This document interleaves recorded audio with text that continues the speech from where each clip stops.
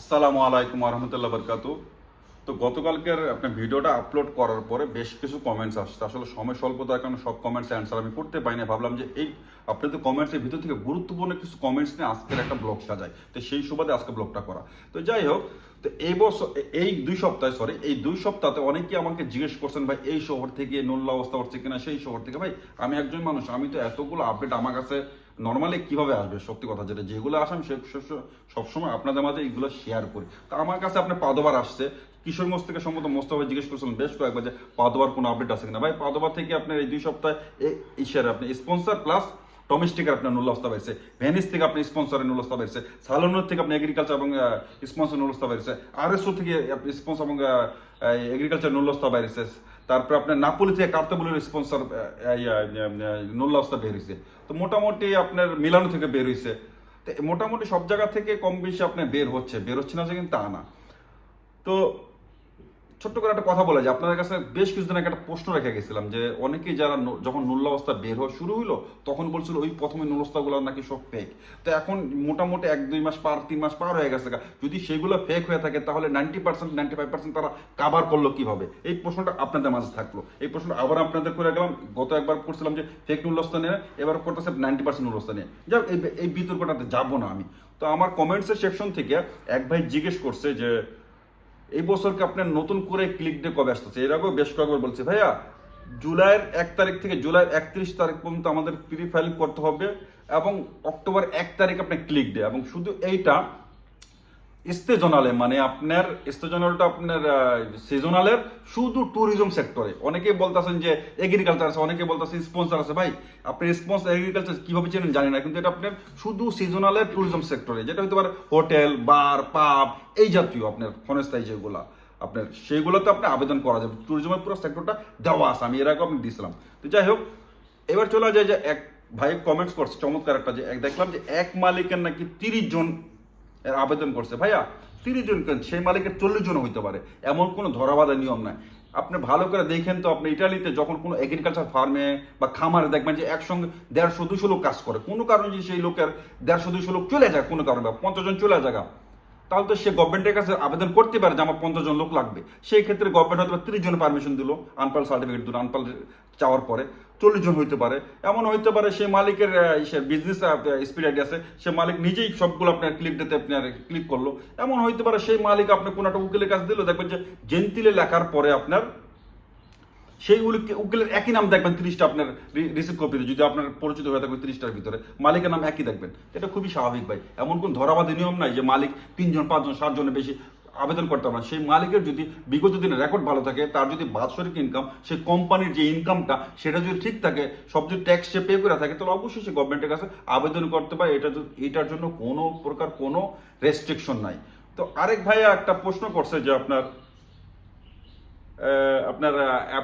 Agriculture নুল্লাস্ত 17 দিন যাবত পাইয়া বৈশা আছি, বাট এখন পর্যন্ত তো অ্যাপয়েন্টমেন্ট পেলাম না। ভাইয়া সত্যি কথা বলতে কি, আপনি অ্যাপয়েন্টমেন্ট পাইলেন কেন পাইলেন না জিনিসটা মাথায় ধরলো না।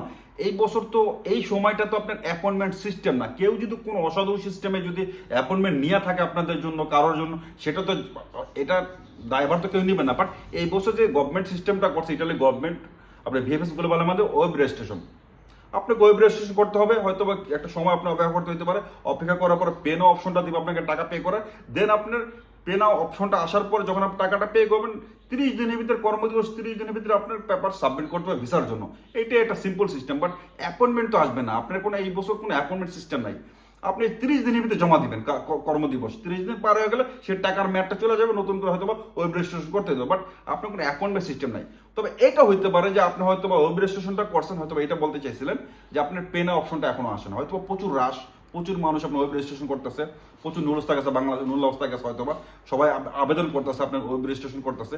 এই জন্য হয়তো আপনার আসার কারণে পেনা অপশনটা প্রথম দিকে যেরকম আসতো 2-3 দিন 4 দিনের ভিতরে, হয়তো এটা 15-17 দিন পার হয়ে যেতে বা 1 মাস 1.5 মাস পার হয়ে যেতে পারে।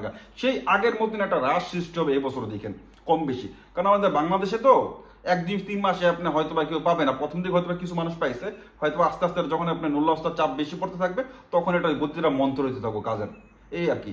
অনেকে আবার দেখবেন যে ওয়েব রেজিস্ট্রেশন করার পরে এক ভাই বললো যে ওয়েব রেজিস্ট্রেশন করলাম, ওয়েব রেজিস্ট্রেশন করে লাভ কি, বিগত দিনগুলোই দিচ্ছে না, নতুন করে আবার ক্লিকটা আসার কাজ কি বা ওয়েব রেজিস্ট্রেশনের কাজ কি ভাই? এই কথাটা মানে দুইটা ভাগে যদি ভাগি যে ভাই সত্যি কথা বলতে আসলে এটা গভর্নমেন্টের কোন মানে লজিক আসলে বুঝলাম না। আগেরগুলো নিষ্পত্তি না করে নতুন করে দিচ্ছে, এটা একমাত্র গভর্নমেন্টই বলতে পারে, এটাকে আমরা কিভাবে বলবো, ঠিক না?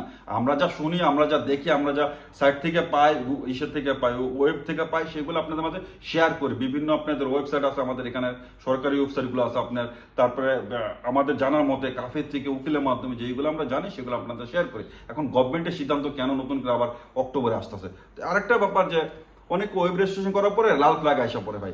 এটা লাল ফ্ল্যাগটা হয়তো এমনও হইতে পারে, আমি এটা সঠিক বলতেছি না, যে আপনার প্রচুর চাপ যাচ্ছে, এটা হইতে পারে। আরেকটা হইতে পারে যে আমি এর আগেও বলছিলাম যে ভাইয়া ওয়েব রেজিস্ট্রেশনটা আপনার নিজে নিজে না কইরা, কারণ ইন্টেলতে যারা আসে তাদের তো দেখতেছি ভাই প্রতিনিয়ত যে টেকনোলজিতে তারা খুব পিছানো, সত্যি কথা ম্যাক্সিমাম মানুষই পিছানো। তা আপনি নিজে নিজে না কইরা কোনো এজেন্সি থেকে মাধ্যমে যদি এরকম অনেক এজেন্সি হয়তো আছে সাহায্যকারী, কিছু টাকা হয়তো বা নিবে, তারা পরিপূর্ণভাবে সুন্দরভাবে আপনার পরিচ্ছন্নভাবে আপনি ওয়েব রেজিস্ট্রেশনটা করে দেবে। এমন হতে পারে যে আপনারা করতে গেলে ছোটোখাটো একটা মিস্টেক করলেন, সেটার জন্য লাল ফ্ল্যাগ ওইটা বসে রয়েছে হয়তো বা। এমনও হইতে পারে যে নির্ভুলভাবে আপনি হয়তো পরিপূর্ণভাবে আপনি নির্ভুলভাবে করতে পারেন না আপনার ওয়েব রেজিস্ট্রেশনটা। এই জন্যই বলছিলাম যে যারা এই জাতীয় ব্যাপারে একটু সন্দেহান আছেন, তারা বেটার হয় আপনি এজেন্সির সাহায্য নেন। এজেন্সির সাহায্য নিলে হয়তো ওই জিনিসটা ভুল হবে না। তারপরে এজেন্সির সাহায্য নেওয়ার পর যদি কোনো কারণে ভুল হয়, সেটার জন্য হয়তো বিহেভিয়ার্স গ্লোবালের কাছে যে বলতে পারেন, হয়তো অপেক্ষা করতে পারেন, হয়তো বা এটা রাত যেতেছে এটার কারণ হইতে পারে, হয়তো এমনও হইতে পারে যে সবকিছু চেক হওয়ার পরও বিহেভিয়ার্স গ্লোবাল বা ইটেল ল্যাঙ্গুয়েজ ভাবতেছে আরেকবার নক করে দেখি তেলফিতে রাতে, এমনও হইতে পারে। সেটার জন্য হয়তো কিছুদিন ওয়েট করেন। বাট আপনার নুল্লা অবস্থার মেয়াদ কিন্তু 6 মাস আছে। আপনি যখনই ওয়েব রেজিস্ট্রেশনটা করে ফেলাইবেন, কোনো কারণে রেজিস্ট্রেশনের জন্য আপনার আবেদন করবেন, লাল ফ্ল্যাগ আসুক আর যা ফ্ল্যাগ আসুক, আপনি কিন্তু নুল্লা অবস্থার মেয়াদ কিন্তু বাইরে গেল। এটা কিন্তু আনলিমিটেড হয়ে গেল। এটা নিয়ে কিন্তু দুশ্চিন্তা করার কিছু নাই যে আপনি নুল্লা অবস্থার মেয়াদ চলে 6 মাস। এক ভাই জিজ্ঞেস করছিল নুল্লা অবস্থার মেয়াদ কতদিন, বা এটা নুল্লা অবস্থার মেয়াদ 6 মাস। বাট আপনি যখনই কোনো ইমেল পাঠাবেন বা অ্যাপয়েন্টমেন্টের জন্য বা ওয়েব রেজিস্ট্রেশন করতে যাবেন, তখন এটা মেয়াদটা আনলিমিটেড হয়ে যায়। এটা নিয়ে আসলে দুশ্চিন্তা করার কিছু নাই।